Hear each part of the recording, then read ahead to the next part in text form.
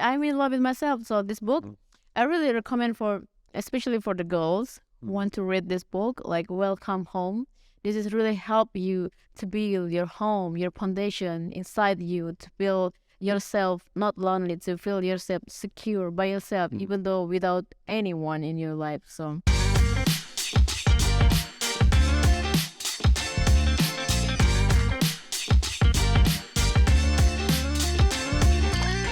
All right, welcome to Lockstock FM, where we feature entrepreneurs, provocateurs, and thought leaders from around the world. Today, we've got a really interesting guest from Bali, Indonesia. And she's super nervous. I don't know why, because she's such a confident young lady. Welcome, Clara, to the show. How are you today? Hey. How are you feeling? I don't think I'm ready, but yeah, let's do it. I think you're ready for it. And I've been trying to get you on the show for quite a few weeks now, and you've been like, "Oh, Spencer, I don't know. You're such a confident young lady. Why are you so ashamed or shy of this?" Just not good enough in front of cameras. Oh yeah, that's not what your Instagram looks like. You look very beautiful on your Instagram. I only go in front of my Instagram. Okay, so tell me a little bit about yourself, Clara. Where are you from? How old are you? What do you do? Give us a background. So my name is Clara Yolanda. I am 23 years old. I was born Indonesian. And right now I'm running to beauty salon and also activewear. And so happy, like yesterday we just did the grand opening for the second salon. Awesome. That's the nails. What's it called? Nail space. Nail space. That's right. You just opened your second one.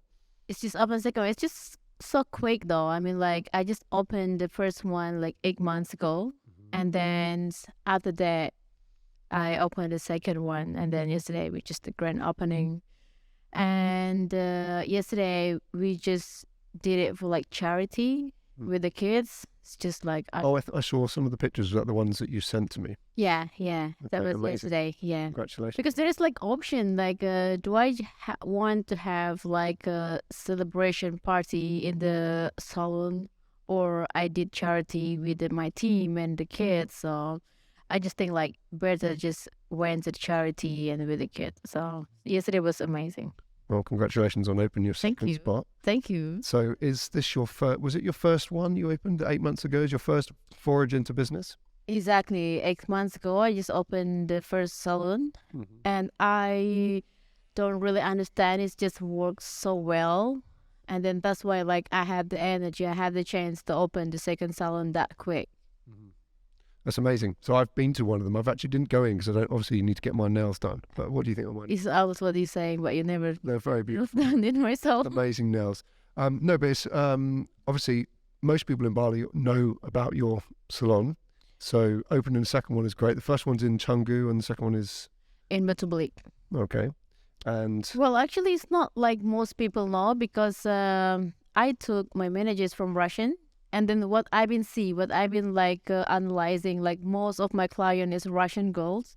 So because my manager is Russian, so she did like kind of advertising and stuff like in Russian language. And like that's why like 98% most of the client is Russian.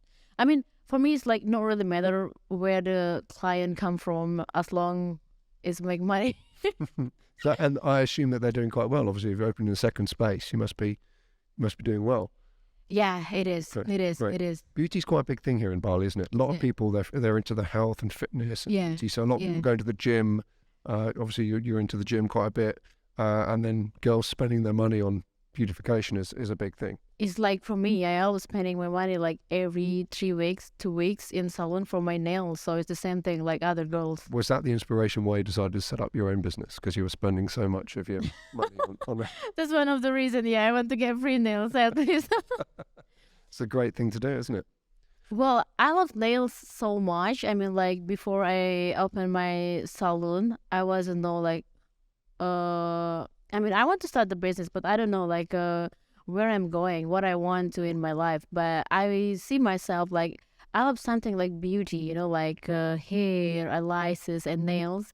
And then after that, I went to the study in Dubai and also in Ukraine for nails. And I see my patient like, oh, this is what I like. Actually, before open salon, I did it in my villa. I just like put advertising by myself. The client came to over my villa, so every day like basically I could do like 5 to 4 people every single day. But I understood that it's not for me. I just got get my back is just so pain, like every day I have. Oh, so you were actually making the nails, you were doing the Yeah, nails. yeah, Wow. it's like 5 months. But I think that's really important actually when you're starting a business to get your hands dirty. Exactly. You have to understand like Yeah. what you're doing, like what your client needs. So yeah, I mean I'm the founder of Nail Space, but I also understand like how does manicure do? Like how is it working? So basically I understand anything about nails. So the inspiration was because you wanted to get your own nails done. You got into business, so you're very young, only 23 years old. So you're already running your own business, Yeah. which is, I think, quite inspirational for a lot of people because a lot of young people, they're not quite sure what to do with themselves, even when they're very young, 20 to 25, whatever. They're like, still finding their feet. So to step into business is quite a big, brave thing to do. Now, I know that your parents passed away when you were quite young. Is that right? So you're kind of like you're kind of thrown into the deep end of life, and you're basically having to do this to make a success of your life, aren't you? And you have a young brother to look after. So tell me a little bit about your early. Well, it's not the thing, like why I'm in 23 years old, I can be like who I am now because my life been struggling since I was 16. Actually, when I was 14, I was support myself for went to high school, but luckily I finished high school. It was like even though it's like horrible high school, I haven't learned anything about. Where was that in Sumatra? Was it? It's in Palembang, like island. Okay. Yeah, it's in Palembang, Sumatra. And then from 16, like my mom passed away, and then my pop like is sick, and then there is like only me, the one who had to look for money to supporting my brother, which is that time he went to the school. He's just like 10, I guess, and my dad was sick, so he had to go. Went to hospital like every single month. So 16, I just decided like I want to leave from this village. I want to went for some big city. I want to make money. I want to support my papa. I want to support my brother. And then I just work as a waiters. I just work in the like what's it calling, like in the selling the car and stuff. You're selling cars. No, sorry, a bike. Motorbikes, the rental shop rentals or something. Yeah, it's like a sellers, isn't it? You're renting bikes. No, renting bikes. I work in the sellers. What's the So- sellers? Like I'm like I don't know how to say. Like I'm selling the car, like not the car, like a bike, like new bike. Okay. So like the promotion and stuff, I've been like standing up like for the whole day with the brochure on my like, hi, you want to buy a car? You want to buy a bike? You want to buy a Okay, so bike? you're at like a point of sale in like maybe Exactly. like a shopping mall or something like that. mhm. Okay, so you're working all day on your feet. Yeah, and then it's like it's so difficult to selling for one bike, and then after that I moved to like selling the cigarette, and then I have to walk all the market and then try to sell to all to the guy like who is smoking, and it's like, oh, you want to buy some? You want to buy some? So like, yeah, but you know what? Can I get your number? And then I will buy 10 or 5, Okay. like, and then in that time we just like, oh, sure, you can have my number, and then after like we sell the like a lot every day. We got like lots of messages like from strangers. When we will sell the cigarette. So at what point in your life did you realize that you were quite stunningly beautiful? What was the moment you started to think, okay, there's lots of guys that are messaging me all the time and I'm able to... Was before, no more because no Instagram. Oh, what happened to your Instagram? Got I don't deleted? know. Instagram got deleted. My account. It's been 10 days. I don't even post. So this is a crazy story. Let's come back to your Instagram cancellation, because I've been cancelled on Instagram and I want to discuss the craziness that's going on. Let's go back to your early days in business. So you're stepping into business, working for other people, selling stuff. You're realizing you're getting quite good at selling things, and I think that's how you told me that you were. The businesses you opened, you managed to convince people to invest in your business. So you actually raised money for the 2 spots that you opened. Am I right? Yeah. So that's kind of quite a good skill in itself. One thing that I've always learned as doing business is the best way to make money is with other people's money. So because you can leverage it, you can go further with it, and it reduces your risk as well. Exactly. Yeah. Yeah. So Well, for me, the thing is like what I feel when you work with like other people's money. because my goal is that when I take the money from investor, I want to make this investor happy. You know, Well, you need to keep your reputation, don't you? Because then it can lead to bigger things. exactly. If you're doing well, Because, you're applying the yeah, money. Yep. for example, that you invest in me, and then you're happy about what you got, and then you can just easily speak to others, or even you, oh Clara, like I want to invest more because you're happy with the previous like investment that you get, and this is what I feel like, and for me, just get motivation, you know, because I know that this is my responsible. This is my responsible to make my investor happy. I can't just chill and doing nothing like to be lazy. You know, I have to make this money because I want my investor happy. So that's actually the good thing to take the investor. And I assume that that's been the case so far because you're able to open up a second shop and you're now also doing... You know what? Is even the investor like Clara, like when you went to open the third salon. Yeah, in Jakarta, because I have planned. I want to open the third salon in Jakarta, And Dubai is what you mentioned? in Dubai, and then LA as well. Oh, But wow, okay. So, right, so the guys must be queuing up for this young, beautiful, successful business lady. Are you single right now? What's the... yeah, I'm single. Oh, boo-hoo. God, I feel so No, sorry it's for you. You must okay. have like I'm so happy thousands. to be single. Okay, so let's go on to the Instagram thing because that's quite an interesting point. I've had my Instagram cancelled. I think it was because I said something about religion or something like that. Oh, have you been deleted? I got deleted. Oh, last yeah, year. yeah, Yeah, that so one, we lost contact actually at that point when Uh-huh. I deleted last year when I got my Instagram cancelled. And they don't give you any warning. It's just some little dweeb in the How do you Instagram know? office. They doesn't Delete. that exactly. They doesn't mention like what I did wrong on Instagram. So basically, they just like we're reviewing your Instagram and we'll be back you after 24 hours. But today is 10 days, and then they doesn't message me, and I message them a lot, and I was like, okay, maybe not Instagram, but it's so good though. It's quite good. Is this the second time it's happened to you? No, it's first time. First time. Mhm. Now, what I find amazing is it's not just happening to white English guys who were basically, previously the devil of the world, but now it's happening to women as well. And I follow your Instagram, obviously. I know I can assume But that you hide my story. I hide your stories, yeah, because I can't get too distracted when I'm working, seeing all of these beautiful pictures coming up. All the time. I'm like, why you hide my story? I'm like, for me, I saw your story. Oh, this guy is moving forward. Well done. And why do you? I'm getting called out live on air here now. This is big trouble. I'm going to have to change the subject. So, but from following and seeing your Instagram stuff, there wasn't anything that I felt, because I imagine it's something to do with being too promiscuous on Instagram, like having pictures that are too sexy or something like this, right? Because I know there's a big thing about them trying to moderate the level of, skin and Yeah. stuff. But I've seen loads of Instagram accounts and loads of girls being basically complete on Instagram. Well, you know my Instagram, right? Yeah, it's never that bad. It's like everything Exactly. is very tasteful, Exactly, nothing yeah. wrong with it.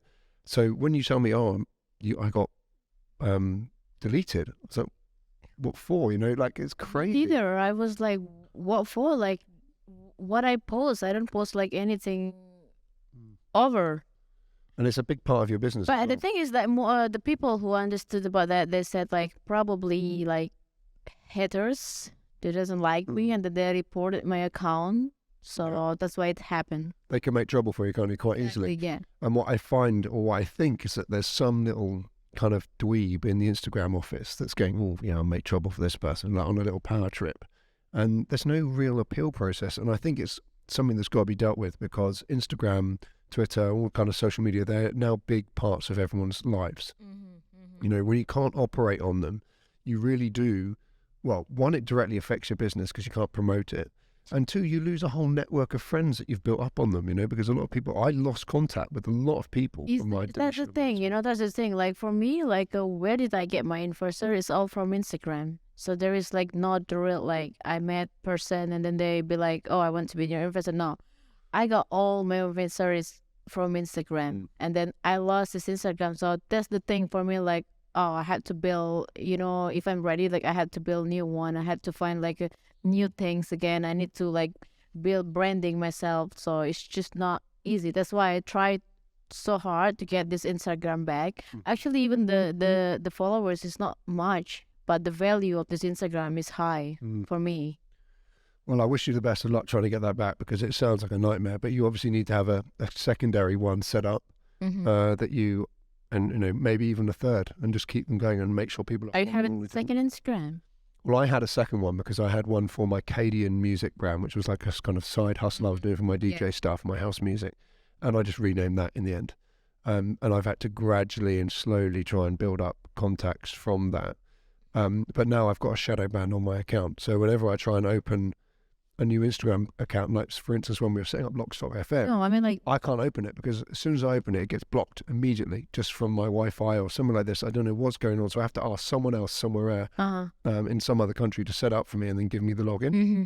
So what's happening on Instagram is pretty crazy, and they really need to address it because I think it's delving into some some serious issues later on, which are not fair on people, basically. Yeah. Let's talk more about your new business venture.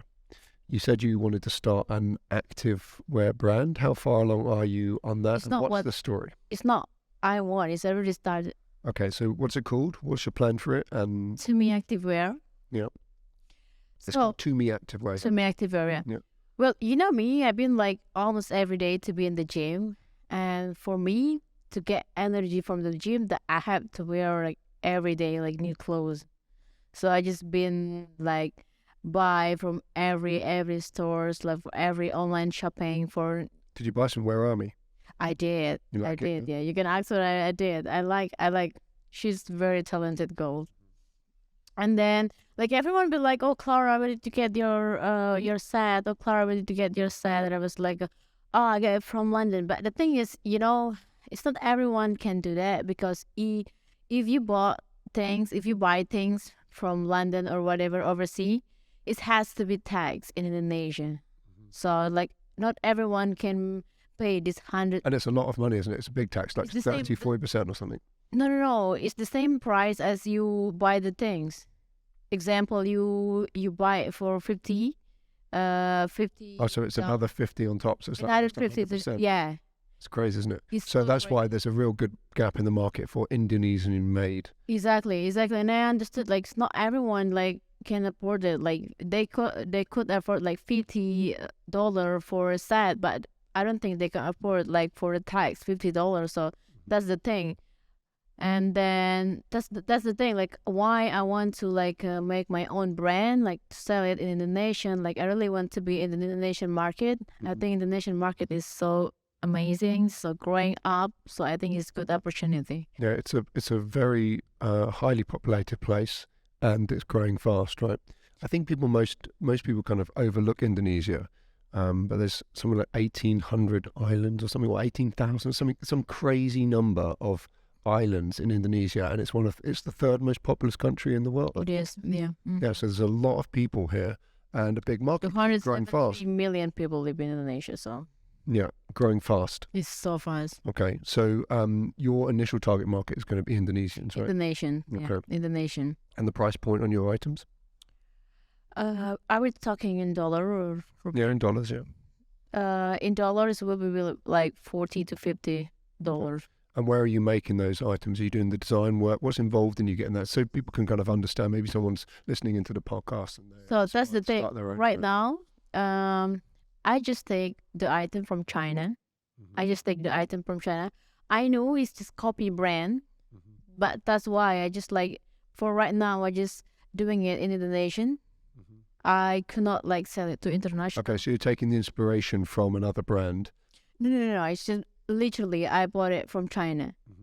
But I understood it's just like for a couple of months because right now I investing in garment manufacture. So my idea is okay for like these 2-3 months I just gonna take the things from China and then sell it in here, and then the rest I can make my own design, and then I can make in my own factory. Okay, so you're going to build up kind of the infrastructure first and then start implementing your own. Exactly. Yeah. Okay. Yeah. Interesting. Yeah. So it's kind of like you're kind of bootstrapping the whole business there and like leveraging someone else's. Okay, that's quite interesting. I like that style of. Yeah, and then for our manufacturer, we will be grand opening also this month. I'm super excited about that. Where's that manufacturing is here in Indonesia? Yeah. Okay. It's Indonesia, like, but I'm investing in it because I not really want to focus like in too many business, And then, but it's good. So basically, I can create my own design for To Me Activewear in this manufacturer. And then I got all the fabric from China, which is I've been searching Indonesia, I've been to Bandung, Jakarta, and Bali. They don't really have like this good fabric, so I got my fabric from China. Is the fabric is just amazing. The fabric, yeah. The fabric, yeah. Yeah. So I got it from China, and then I gonna make it in my manufacturing garment. Okay. And that's going to be one of those businesses quite good because when you start selling online, it can really amplify exponentially your business sales as opposed to the 2 salons you've got. You obviously only have like a certain amount of business you can do per day, so you kind of get maxed out. Whereas with an online sales, you basically can make as much product as you want and sell as much as you as your capacity can do, so you can make a lot more money. Yeah, but the thing is, like, right now, because I'm taking things from China, like, I could not really go too far. I could not really go like to be international, you know, because you know, like this product is copy. But once I got my own design, so I can just like boom, I go like international. Because you've got the infrastructure in place. And Exactly. But I'm okay for now. Like for a couple of months, I will doing it like just in Indonesia, just to let the people know like what my product is. And after that, after I create my own design, and I just can be started even in Dubai and somewhere else. So on a day-to-day basis, talk me through one of your typical day from the time you get up to the time you go to sleep. What's your typical day? Well, I went to sleep like 10 or 11, and I get up at 6, and then I run in the beach. This is like really because I want to lose fat. Yeah. Like I'm running with you, I need to lose some also. So I get up at 6, and then I run the beach because from home is just like literally just 5 minutes to the beach. So I 4 times a week I run in the beach like 5 kilometers. And after that, I just sat on my desk. I just do things on my list. And after that, I went to the gym. So you're doing running and the gym? After run in the beach, I still went to the gym. So, and after that, got like few meetings, went to salons, and the time is just moving fast, you know. And I had my tennis as well. Like before, like right now, like before I came here, I was having my tennis. So you're a very active person. Quite similar to Brenda as well. Like Brenda, who we had on the show a couple of weeks, who's the founder of Where I'm, he's doing the similar things. She's getting up early. She's doing her fitness. Yeah. She's making herself feel good, and then she's working on the things that she really enjoys. She's quite ambitious, and you're obviously very ambitious too. So it's really good to see. It's just like the mindset, what I believe, you know, when people have the right mindset, they will basically will do the same thing. Like they get up early, they're active, they went to sport, or they do their own things, just like the mindset. And this is like most people like doesn't have this mindset yet. So, well, a lot of people like to take the easy option, don't they? So the easy option is just, oh no, I won't do running today, or I won't do it. I'll just, do it tomorrow. I don't need to. Exactly. I'll just spend a couple hours. Yeah, they're not really disciplined on it. So they just do it what they feel like to do it, which is not right. You feel like you want to do it or not, you have to do it anyway because it's like your responsibility in your life. That comes on to like another thing I wanted to discuss with you actually is OnlyFans. I'm not judging for OnlyFans. I mean, if they could make good money at it, like why not? I'm happy in my way. I'm happy on my journey. So for me, it's just not me. A lot of people do things only out of necessity. So when you need to make a business because you don't have anything going on, you need to make money and you survive, then you do it. Like most people will just do the bare minimum. And if the bare minimum is, it's easy for me to just, I'll take some pictures and earn some money from OnlyFans, most people do that. And you can't, it's not a bad thing. It's like, this is normal for people. What's not normal is for someone to have the motivation to be able to refuse that kind of thing and be like, no, I'm going to make it in a different way. I'm going to make it the tough way. Because the tough way, long term, is definitely more rewarding. I'm so enjoy with the process that I have right now. I feel like every day I become smarter. Every day I become better and better because because I want to know like, okay, I'm doing in this business and what I have to know about my business. And then after that, I just learn. Like I learn about material if I want to do a manufacture. I learn about like beauty if I want to be in like beauty salon. So every day I just learn things about like the goals that I want to be. So when you are like in OnlyFans, I mean, yeah, you earn good money, like very good money, but I don't know what the things that you have to learn like every single day. You're not using your brain really, are you? Exactly. So there is like, I don't think like you can. But there's nothing against it. I don't want to like talk bad about it because people make their choice. It's not bad at all. It's not bad at all. People have their decision like where they want to make money. So It's not bad at all. A lot of people will say, well, why wouldn't I if I can make 100 grand in a month? Exactly, Why wouldn't I, exactly. And not like all like OnlyFans is successful, So even like there is like many OnlyFans girl, but not all of them is successful. So even though it's OnlyFans, it's also like hard work to be like to earn like good money. So not everyone's like earn that good money. Yeah, they actually have to produce a lot of content and do it every day and be very. Even though sometimes like even you like do a lot of content, it's not like everyone. The same like business. Not everyone is successful in the business. It's the same thing like OnlyFans. Not everyone can earn like that money. All right, so family values. Let's talk a little bit about that. We already touched briefly on your parents and you kind of like being kind of like alone and being responsible for your younger brother. Mm-hmm. And you mentioned to me before you tried to get him into business, do this kind of stuff. What is it that you are? Are you thinking about the future now? Are you already thinking about like what kind of partner you want, where you want to go? Or are you just solely focused on, no, I just want to do my business and I want to make my money? What goes through your mind? After I breaking off with my relationship, I just thinking like, oh, I want to have baby. Oh my God. Yeah. After I breaking up, like I have no partner and I was like, oh, I want to have babies so bad because I feel like financial is quite good right now. Like, I mean, I can support myself to be in the good living life. Yep. But just like, I think the baby is like the truly love that you have instead of that you like with your partner. I mean, I love my ex, but after that, when it's like he left or we like separate, the love is just gone. But I think when you have baby, this is gonna be like truly love that you always have for your entire life. So I don't know, it's just like weird after breaking up and I was like, oh, I want a baby. Like everything. You're very young though, aren't you? You're only 23, but I guess you're a very grounded person. So I think like having family is probably quite important to you. And, yeah. And I think a lot of people take for granted the fact that they have their parents around and you necessarily don't. Well, for me, it's not really age. I don't really see my age like how old I am. I want to have baby when I'm ready. I want to have a husband when I'm ready. So I could be married tomorrow. So, and for I could be married tomorrow. You can. There's an application form. You just fill it out. It's at clarayolanda.com. Apply here. Apply for the husband. There's a $50 application fee. And we're ready. Guaranteed, we're ready to have a baby. Yeah, got to make sure your sperm is working. Actually, I was in Hong Kong this week, and last 2 weeks. And I've had all my sperm checks and everything. So you did? Is it okay? I'm in good shape. Yeah, I've got a very high sperm count, so I'm very like ready to. Yeah. And when you can have baby? Well, I don't know. I'm not quite.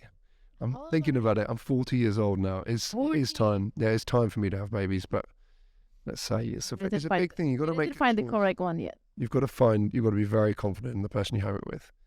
But I guess also at the same time, you can only think so much about it. The rest of it is kind of a leap of faith, because everyone wants this perfect life. They say 2.4 children in, because most people have on average 2.4 children. That's kind of like your normal average happy family. You can only make so many plans, and the rest of it is just, it will be, what it will be, and you just try your best, and that's just how it is. It's true. So I guess that's where I'm probably looking at. I'm thinking about it at the moment, trying to date seriously. Maybe I'll get lucky. Let's see. You could, but he just doesn't want. I do want, but this podcast is getting dangerously into my psyche and onto your psyche. Actually. Yeah, probably similar to I would have been so. But you've got to be, as a guy, you've got to be very careful that I'd say like I'm a relatively successful person. A lot of girls will just be like, oh, I'll get married to this guy, have his money. You doesn't have connected one of those. Not yet, no. Yeah? Not yet. Wow, poor you. No, I have to be very careful with it. And I've always been very careful. So anyway, this podcast is getting dangerously into like my psyche. This is all about you today, not about me. I came here 3 years ago. When you were when you were 20. You just moved here. Yeah, when I'm 20, it's like literally when the corona started.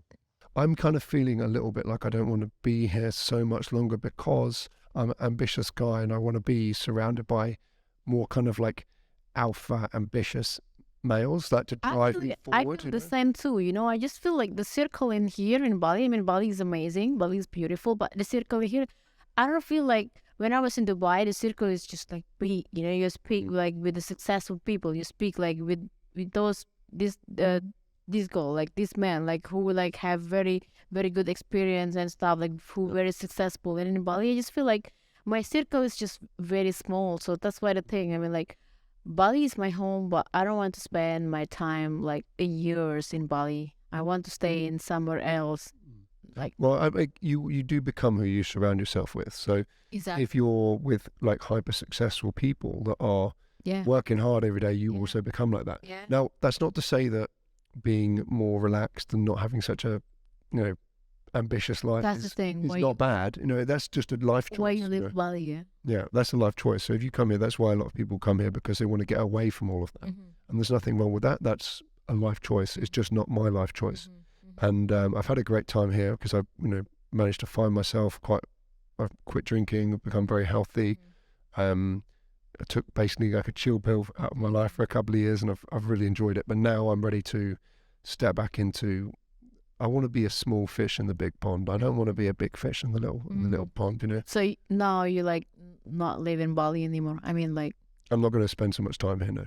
So I've bought a place in Dubai. I'm going to go there and spend some time there, and then I'm going to do this podcast there, and then I'm also In Dubai. in Dubai. That's amazing. Though. Yeah, I think there's a lot of interesting people that are going to be on it. So maybe in like 6 months' time, we can do another podcast, Clara, and you can tell us about the success of your brand and where you're going. Yeah. I want to open my nail space in Dubai. Yeah. I want nail space in Dubai is going to be exciting.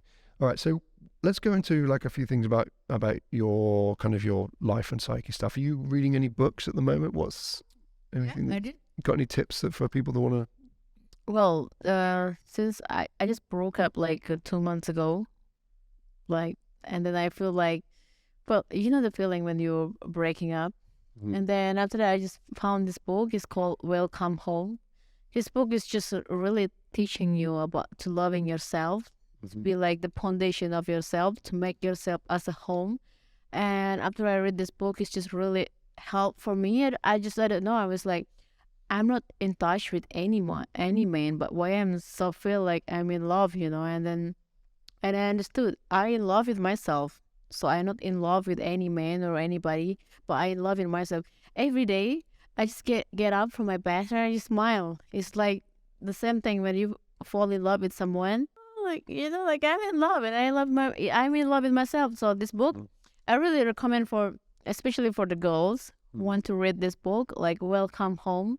This is really help you to build your home, your foundation inside you, to build yourself not lonely, to feel yourself secure by yourself, even though without anyone in your life. So I think a lot of girls get things very wrong in their relationship status, in the way that they look to a guy to make them happy.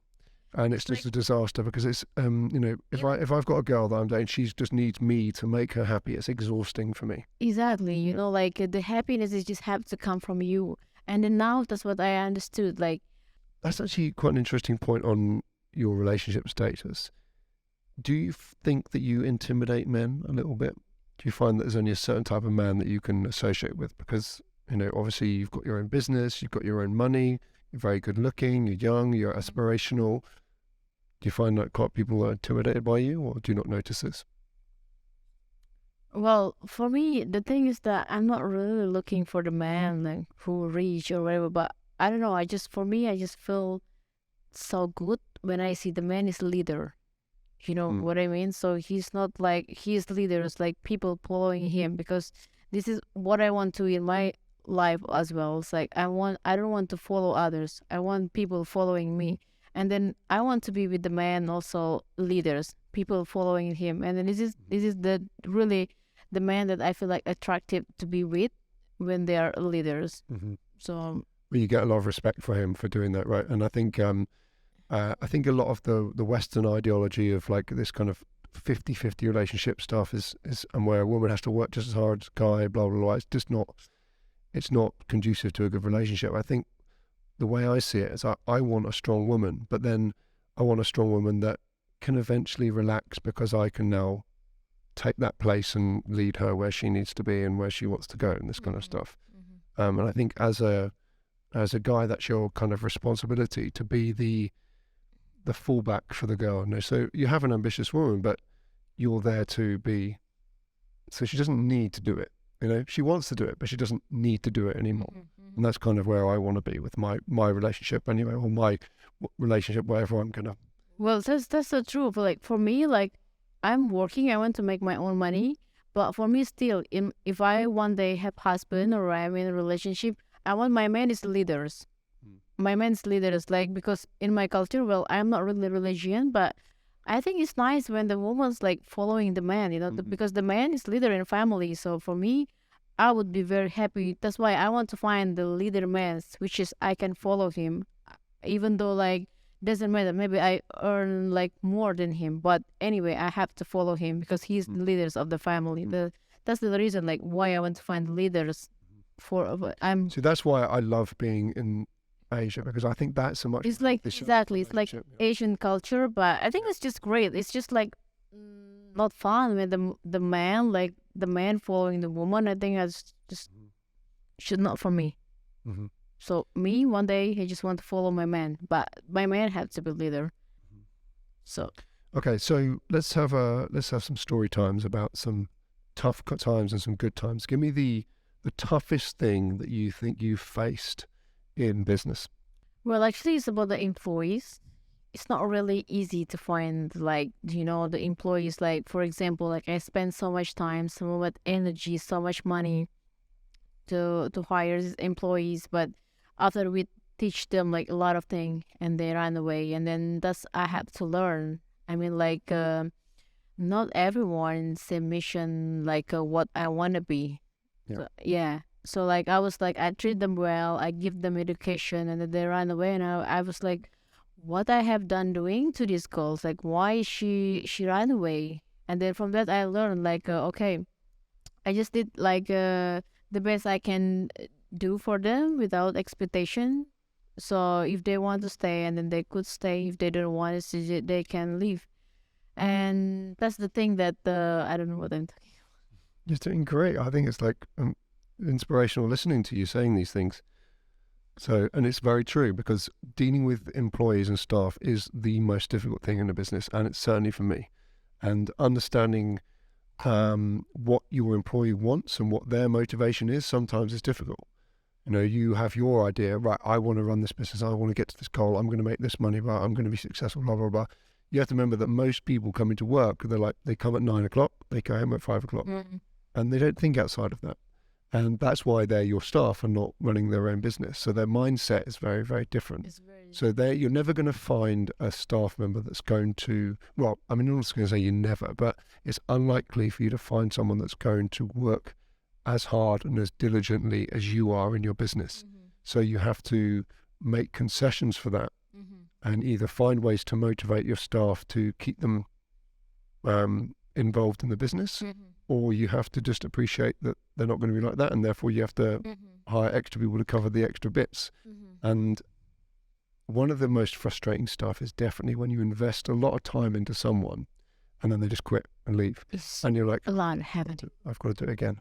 I've got to go through the whole thing again. Exactly. Yeah. It's actually why it's stopping me to open the third salon in Jakarta, because we've been trained them like couple of months, like every day, and then after that, when they smart enough, then when they good enough, and then they run away, and I was like, what? This is what you did to me? Yeah, But and people always jump because they might get a better opportunity somewhere else or something like this. So I always find the best thing is when you find like what's called a soldier in, or how I refer to it in business, is that person is so loyal to you, and they're only going to follow you. They're only going to do whatever you. They might not necessarily be the best, and they need guidance, but they're never going to leave you. They're very very loyal to your business. Having some of those kind of people in your business is very good, because you can always rely on them to always be there. And sometimes they're difficult to replace. But actually, right now, after all those things, like I'm learning, like, okay, like why all those people like leave? And then right now I have a system. So basically for all my employees, they doesn't have salary. So all of them, they get a percentage. So when they get a percentage, they even still work at this time, because when they get a salary, we like open at 9 and we close at 5, and everyone's leave at 5 because they get salary. They just like, my time is over. I have to leave, because they knew that they're gonna get salary anyway. And right now I changed the system, so everyone's got a percentage from every client. So that's why they, even if the client still come like at 9 They'll still be there. and they still be there because they want money, they want more percentage. So I was like, sometime after I just came from dinner and I said like, wow, my salon is still open and like everyone's still working, Nice, you know. okay. Yeah, it's like the system is worked. Yeah. So that's why right now everyone's managers, like everyone literally got percentage from the client, from the income. So everyone's just get motivated better instead of I paying salary like every month. I think that's the good system that I've been. Well, you're making the motivation much more direct. Exactly. So your motivation is much more long term. So day to day clients don't matter to you, but you're prepared to spend the extra work because you know long term the business will be worth money and it will become established. Whereas someone who's just your staff member only thinks really about what can I earn today or what I'm going to earn this month. You know, they're not really thinking longer term. Can I build this business up? Yeah. You know, And not for their example, interest, like when they got like something like, for example, like I'm like in nail industry, so it's like sometimes the client came with like, oh, I got like very difficult design, like you want to do it? Because in our salon, when you got like a very difficult design, we got extra charge. But when they got salary, they be like, oh, I'm sorry, I could not do it. But when they get percentage, okay, I will do it because they understood that this design will cost of money. When it's cost of money, they will got a big percentage of it, and then they got excited of it. And I was like, oh, here you go. So how long have you been implementing that for the last couple of months? It's 5 months already. In the 3 months, I was with salary, and I see it doesn't work well. Even like we rejected a lot of client because they doesn't want to work for it because it's like already time for work is finished. I mean, like the client came at 5:30 and they'd be like, no, we close at 5. But right So frustrating as a business owner. exactly, I was like, okay. Don't turn away the business at that. Yeah, that was its percentage. They were like, oh, client, okay, we close at 9. I was like, okay, well done. More money for Clara. Okay. Ready for Clara, yeah. Well, Clara can now go to Dubai and go looking for a rich husband and make babies. Okay, so what's the next goal? What's the next target over the next year? Obviously, you want to be successful with your business. Yeah. You've got your new kind of activewear starting up. Mm-hmm. Life goals. Mm-hmm. Okay, so have you got a plan in actually? Because I met Yeah, someone. definitely. I met someone the other week who I quite like, and I was talking to her about stuff, and she was, "Oh, you're so meticulous in the way that you plan things," and I'm like, "Well, okay, as a guy, I feel like I need to have a very clear plan in what I'm doing because I think a woman will like me having that plan and having the targets I want to achieve, and whether I can actually achieve all of them is probably unlikely, but at least I have a clear structure in what I'm trying to do, and everything I do is with." There's reason to it. So I go, for instance, I go to Hong Kong because I want to sort something out, but I also want to spend time meeting other people, and I put myself in a certain position to meet the right kind of person that I want to do. For instance, I quit drinking 2 years ago, and I did that because I'm so proud of you, though. How long have you been quit drinking? 2 years, 2 and a bit years now. But you told me that this year you will have a glass of wine. No, I said I'll have a glass of wine when I've got a baby, when I'm married. So I'll do it at one time. That's going to be my thing. But I did. Part of me quitting drinking was part of the plan. The question is, when he gonna have a baby? It's getting I'm getting really okay. Whew, steamy camera. So this plan of action to not drink is part of when I meet the right person. They look at me like, okay, this guy's serious. I can respect what he says because he says something and he does it. And for me, that's like the number one thing for a guy. He has to be. If I say something, you know that I mean it. Yeah. And therefore you have respect. Yeah. Yeah. Mm-hmm. And therefore I can garner respect from not just the person I'm interested in, but from all the people around me. Mm-hmm. And like you said, if people around me respect me and follow me, then like I think then a girl is more likely to find me interesting, and I'll have more chance of being with that person. I got you, yeah. I see a lot of guys that are just, mulling around, doing the thing, and drinking. I'm like, guys, you're in your prime of your life here. Like 35 to 45 is the best time for a guy. Get your shit together. Stop drinking. Stop partying. There's just no need for it. Get your business together. Make money. Better yourself. And then when the moment comes, you'll be in the best. I was thinking if you're in the right place, the time will come, and when the time comes, you can take that opportunity because you've prepared yourself for it. Exactly. Right? You don't know when that time's going to come. You just have to always be right. I'm ready. I'm ready. I'm ready. Ready. Ready. And boom, when it comes, boom, you snatch it and you take the opportunity. I think it's very important for a guy. So I don't know if you apply that similar kind of logic, because obviously you're quite ambitious, but I guess you probably don't have that much to worry about, because probably you just go on your Instagram when you get it back. Oh no, there's 10,000 DMs. I'll just pick one of those guys. Please apply here. Put your morals and your, what's your job or how high you cut. Anyone under 6'2", no, cut off. Anyone that doesn't, How many DMs you got every day? How many DMs do you get every day? Nobody, because no Instagram. It got deleted. Well, that was probably like, this girl's getting too many DMs. Are we going to delete her? I get maybe one. Special one. Trying to make my mum proud, and then make some babies and go home to England. How is your mom doing? Good. My mum's in England. She's good. She's 70 years old now. She was a very successful CEO of a drinks company. Yeah. I think she worked very hard in life. Fortunately now she's single. How old she's alone. She's 70 now. 70. Yeah, so she doesn't have to worry about money and stuff, but she's a little lonely. She's on her own. So I have to, I think at some point, You should take her to Bali though, living with you. Well, you also moved from Bali. She won't like it here. I think my dad loves it here. He's been here quite a few times.